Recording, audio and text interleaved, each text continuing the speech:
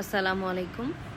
আপনারা আজকে ভিডিওতে যে কেকটা দেখতে পাচ্ছেন এটা বেসিক্যালি একটা স্পঞ্জ কেক। এটা বানানো হয়েছিল আমার বাসার মেম্বারদের জন্যই। আমার ছোট ছেলে সাধারণত চকলেট কেক খুব একটা পছন্দ করে না, ওর জন্য ভ্যানিলা ফ্লেভারটা বানানো। তবে এই ভ্যানিলা ফ্লেভারের এই কেকটা স্পঞ্জ বানানো হয়েছে, যেহেতু আমরা নিজেরাই খাবো, যার কারণে একটা পাউন্ড কেকের মোল্ডে এটা বানানো হয়েছে। সো আপনারা যদি কেউ স্পঞ্জ কেক নিতে চান পাউন্ড কেকের আকারে, আপনারা অর্ডার করতে পারেন।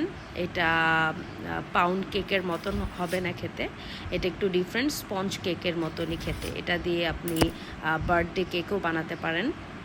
বেসিক্যালি এই বেসটা দিয়ে বার্থডে কেকই বানানো হয়, এবং এটা আমি এখন পাউন্ড কেকের আকারে বানিয়েছি নিজেরা খাওয়ার জন্য। আর আপনারা যদি কেউ নিজেরা খাওয়ার জন্য অর্ডার করতে চান এভাবে করে নিতে পারেন। আমি একটু মোটা করে স্লাইস করে কেটেছি নিজেদের জন্য, আপনারা চাইলে আর একটু ছোট করেও কাটতে পারেন, যেটা ইউজুয়ালি পাউন্ড কেকের সাইজ হয়।